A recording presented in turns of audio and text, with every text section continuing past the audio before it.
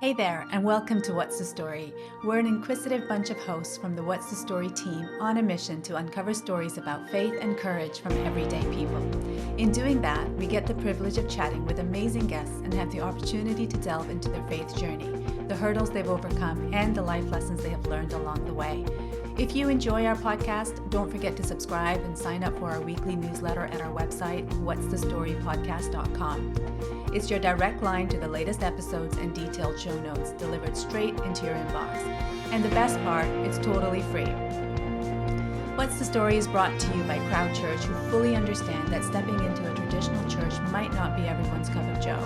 Crowd Church provides a digital sanctuary, a safe space to explore the Christian faith where you can engage in meaningful conversations rather than just simply spectating. So whether you're new to the Christian faith or in search of a new church family, visit crowd.church. And if you have any questions at all, just drop them an email, hello@crowd.church. They would love to connect with you. And now let's meet your host and our special guest for today. Hi there, and welcome to another episode of What's the Story podcast. I'm Anna Kettle, your host for today, and today I'm joined by Jo Roper, who is an obs and gynae doctor. Now, Jo is married to Mark, who's the leader of Fabric Church, which is an HTB plant, and she's also part of the leadership team for the church too. Jo's parents had a long wait for children, and this is part of the reason that she's so passionate about this subject. Although infertility has not been a personal issue that she's faced, she's been alongside many close friends in their fertility journey and feels passionate about supporting and praying for people who are going through that issue. Jo now also hopes to co-lead Waiting for Children, which is an HTB-led 6-week online course specifically designed to support Christian families facing challenges with fertility of all kinds. Jo, thank you so much for joining us on the podcast today. It's lovely to see you. Thank you. Thanks so much for having me. Oh, it's great to see you. So I suppose we should probably start a little bit at the beginning of your story, Jo, because we're here to talk about, I know you're going to talk a little bit about fertility because that's something you are very passionate about and you work in. But yeah, let's start at the beginning of your story because that kind of interweaves, doesn't it? Like, we touched on it in your bio there, and your parents had some difficulties with having children.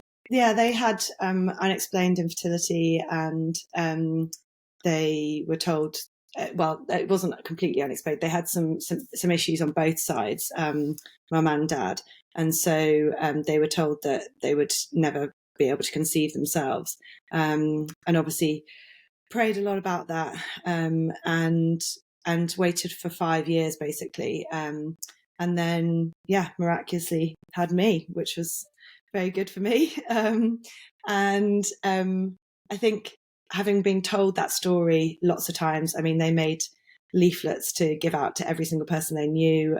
There's still leaflets flying around that get brought out every now and again with a picture of me on.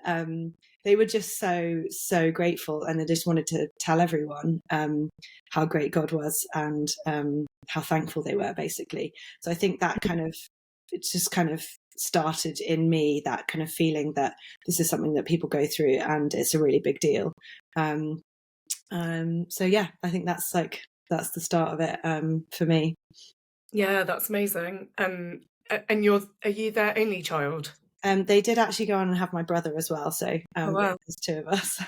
Wow, yeah, so definitely, presumably, like lots of hoping and praying and years of waiting, and then children, which was amazing. So obviously you grew up in a Christian family then, you've alluded to that faith was kind of a big part of your family. So tell us a bit more about your sort of early life, kind of, obviously you've grown up in that Christian context. Has faith always been important? Like what point did it come real? So certainly my parents would, took us to church and just kind of gave us that, all that they felt, basically, all their, they kind of taught us and guided us. But obviously I think it was really obvious as well that it was important to them that we decided ourselves. And yeah, I think most of the time I would have been happy to go to church. And then really it was the year after I'd finished school, so my gap year before I went to uni, I spent 6 months living on a mercy ship in West Africa. Wow. And that's obviously a Christian organisation. I'd chosen to go there. But I think that was probably the first time that I'd had a very individual faith and made those decisions myself to keep on following, keep on praying and spending time with Jesus. So I think that was really formational in my faith journey, really. And I think that was just a great way to go into uni. I think having had that experience already of being on my own, but living in a Christian environment and being encouraged was really important. Yeah, I imagine being on something like Mercy Ships is quite transformative, especially as obviously you've gone on to train as a doctor and Yeah. practice as a doctor. So I imagine, was that quite an important part of your journey as well? Yeah, so I'd already chosen to do medicine. I had already got a place at med school. But yeah, I was just so keen to experience anything medical. And it was just a fantastic place to see some amazing lives transformed, but also with spreading the love of Jesus as well at the same time, which was brilliant. And so I think I just loved it and was so excited to start training and to be able to go and do stuff like that in the future. Yeah, that's fab. And then obviously you did go on and do that in the future and still doing it as well, like church planting and all sorts of stuff with your Yeah. husband. So it's obviously the start of quite a, cool journey with God. Yeah.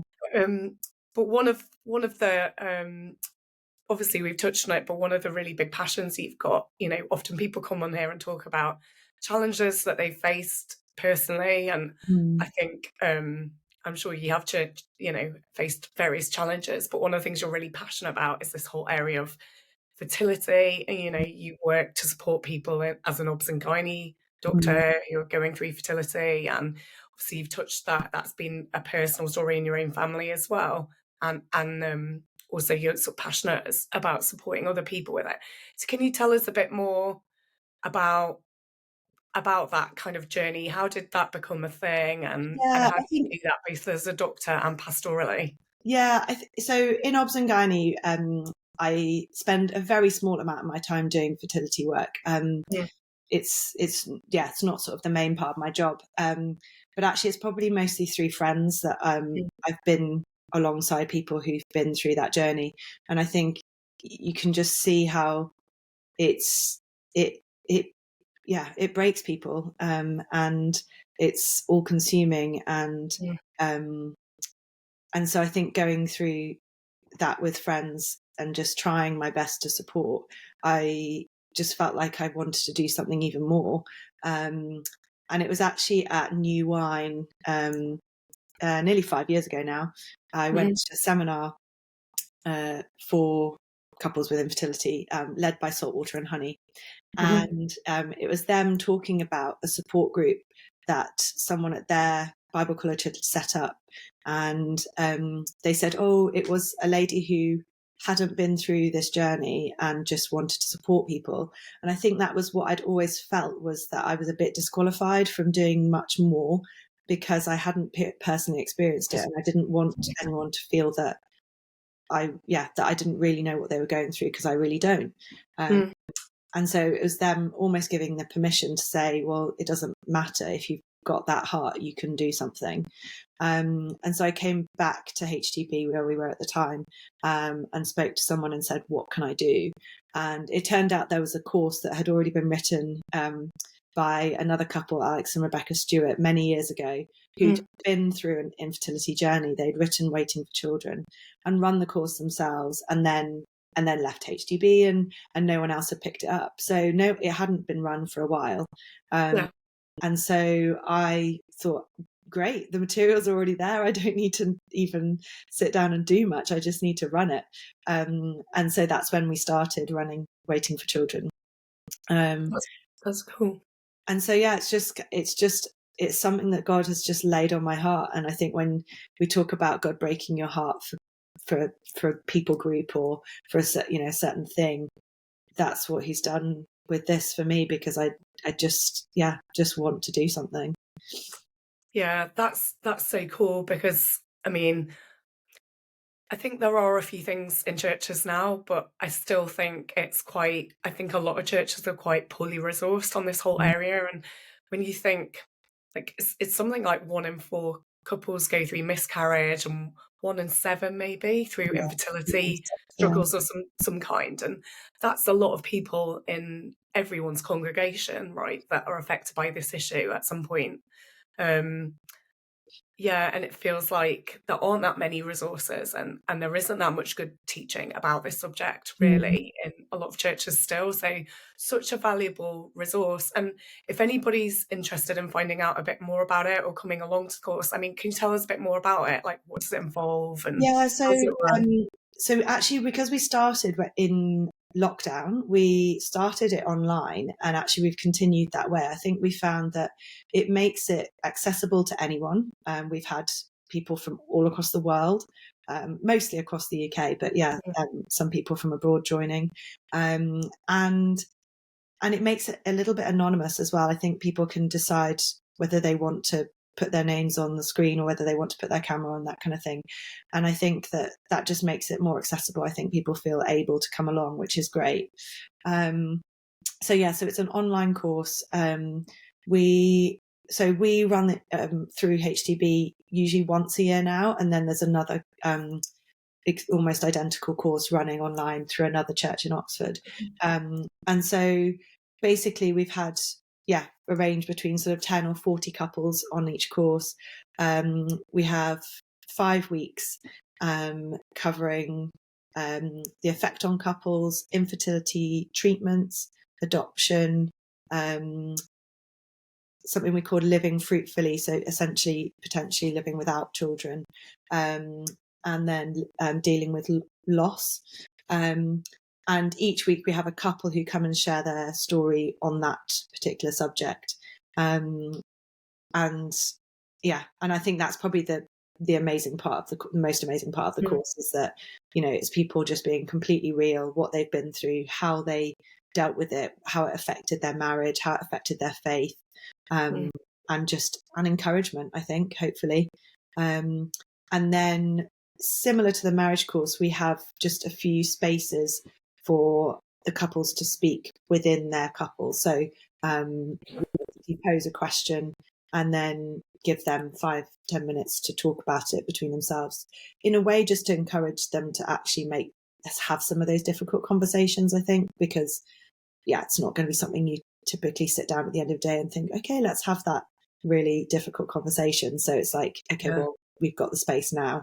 And that's kind of the course. Yeah, it sounds a really valuable resource that I'm sure some people listening will either want to access themselves or know people who might find it helpful to access. So just to say, we will include all the information about how you can find out more or register for the next course kind of on the show notes as well. So we'll include that at the end of the podcast. But you also have that's one area that you're serving this kind of group, but then you also more recently have had a bit more of a personal way that you've supported a friend who's been through years of infertility as well, haven't you? Can you tell us a bit more about that as well? Yeah, so really close friend of mine from school. So we knew each other at secondary school, and then we went to university together. She ended up needing a hysterectomy because she had cancer. And so obviously wasn't going to be able to carry her own children. And so actually when she got married, me and my husband offered that we could carry their child if they wanted to. She still had her ovaries, so it was completely genetically their child. And I carried it for them. So that was nearly 4 years ago that they got married, and we started that process. And then, it was a very interesting thing to go through. I think it was absolutely amazing experience. I think going through some of the IVF process kind of made it even more real to me what other people have to go through. Obviously, I think I came at it from a very different way. It was a physical thing I was going through, not so much an emotional thing. Obviously, I cared, but it wasn't personally for me. And baby Phoebe was born in February this year. And she's wonderful. Her parents are very happy. Thankfully it was a very straightforward pregnancy, and I think it's just an amazing experience to go through. I think I kind of knew that I probably would go into it in a very different way from carrying my own children. Mm. I'm quite a black and white thinker, so things are good or bad, things are easy or hard, and I kind of knew that I would just go into this like, I know that I'm doing this for her, and I never wanted another baby, and so this is a gift for them. And yeah, it was wonderful, and I think it's been a brilliant way for us to explain to our children what people go through, and just to bring up this conversation with people who might not know about it. Yeah, I mean, to me, that is an amazing gift to give to someone. What an incredible gift to give to a friend. That, because that is, although obviously they've been through a lot with, years of not thinking they could have children, but obviously there's a personal cost there for you that's pretty big as well. Like, carrying a baby for someone else is no small thing. Like, it's not. Being a donor is becoming more common, but it's still not super common, isn't it? Like, I don't know anyone else in my personal life who's done that. So it's still relatively rare. And I think basically giving up your body, at least for a year, for someone else, isn't it? I mean, I think it was so. It was interesting. We had a couple on Waiting for Children who talked about using a surrogate, so they couldn't carry their children, so they had a surrogate, and she described it really well. Actually, just said it's a grace that God gives these people to do this, and I do totally feel that. I think I know that God gave me the grace to do that, and it just didn't feel like a huge thing for me to do. And there were bits that were difficult, and there were bits that, I was a bit fed up by the end of carrying a baby. But I think it was kind of just always what I felt I wanted to do. And it was interesting when I brought it up with my husband. He said, "Oh, I thought you might want to do that." That's interesting, did he? Yeah. And was Mark always on board with it as well, or did it take him a bit longer, or were you both? I think I mean, he's got a very good understanding of me, and so I think when he said, "I thought you might want to do that," I think probably he had already started preparing himself for it as well. He said that I generally, when I've got something into my head that I want to do, there's not much that anyone else can do to stop me. And I think obviously he completely realised the reasons behind it and was completely supportive of that. Obviously he was concerned about my health and things like that, but again, I think, he used to be a doctor as well, so I think having that kind of medical understanding as well, you're a little bit able to more rationalize it and kind of be like, well, actually the majority of these things go okay. And so I think being able to do that, and then also obviously having faith and being able to pray over me and the baby and everything, the whole process, just we were given peace about it. Yeah, I think what you said before about how there's a real grace from God when he calls you to do something, I think that's really true. And I suppose it's true for any area of our life, actually, isn't it? That actually when God calls you to do something, even if it's something that sounds difficult to other people, like, there's a grace for you to do it because God's asked you to, and he'll give you the tools and the help that you need. So I think that must be really true. Yeah. And also, Jo, you sort of strike me as someone who's pretty up for a challenge anyway. You've also just moved from, kind of the outskirts of London to Manchester to a new church for HTB. So, you strike me as someone who's up for a challenge, and I'd love to hear a bit more about that as well, actually. Yeah, that has been another thing that's probably been like another huge challenge in the last few years. So as I sort of just mentioned, Mark was a doctor as well. So we both trained in Birmingham, lived in Birmingham for almost 10 years, working as doctors, had our first two children and it had kind of always been on our radar that Mark might be called to ministry, but we didn't know quite how that would happen or how that would look. And then, so it all became kind of a bit more obvious. And so he started training in St. Mellitus in London. That was the same year that our twins were born. So that was 2015. And so he was commuting 1 day a week to London to train. And again, we just had no idea what was going to happen at the end of that, but we kind of trusted. God had already provided amazing things for us, like childcare that we could afford while we were both working part-time and all that kind of thing. And so we got to the end of the 3 years of training, and again, we're trying to work out how this is all going to work out. And God very clearly called us to London, which was unexpected. And so we had this kind of few months of trying to work out how this was going to all work in our lives. How was my job going to work? How was the, housing and children and all that kind of stuff. And that was when God really taught me about, if I've called you to something, I'll sort out all the details and you have to just go. And so we went to London, and all the details fell into place. Some of them not till we got there, but it was just amazing to see the way that God was sorting everything. And then we moved within London, so that after 2 years we moved onto site of HTB, which was again another kind of, is this really what we need to do? But it was the right thing, and it all was fine. And then we actually knew from when we moved to London that we probably wouldn't be there long term. And there was this talk of Manchester, and that kind of grumbled along with COVID, and how was that going to work? And there weren't any buildings and that kind of thing for a church in Manchester. And so again, we kind of knew that we were coming, and it was completely uncertain how it was all going to work out, but very clear that that's what God wanted us to do. So I had found a building that we wanted to buy, but there were complications with it, and we needed to get things approved by the council to be able to buy it. So we moved to Manchester in July. We didn't have a building to start a church in. We've been meeting in a nightclub, which has been really fun. Cool.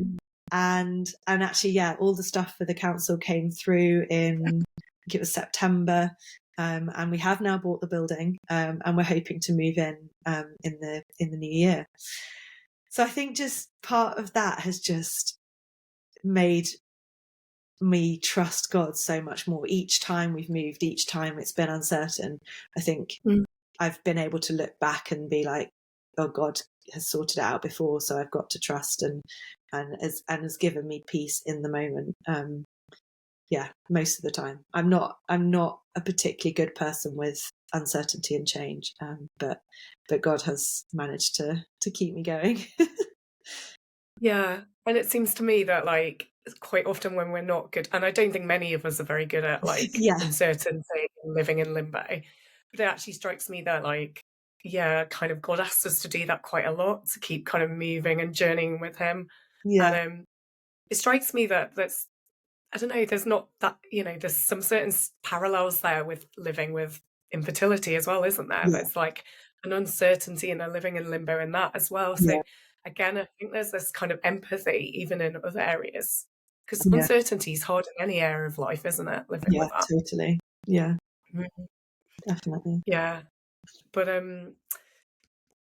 mean, I love that you guys have done that, and again, we'll put all the details of Fabric Church in the show notes, because if anyone's in or near Manchester and is interested in checking you guys out, please, that'd be really cool. And tell us just a little bit more about the church then. Kind of, what are you guys up to? Like, what's kind of your focus? Or so we have like a congregation that seems to be so varied, it's amazing. So we've got lots of students, lots of young adults. I mean, the city centre is just, there's accommodation going up everywhere, high rises of flats and student accommodation and stuff. So there's loads and loads of young people living in the city centre at the moment, and even more to come.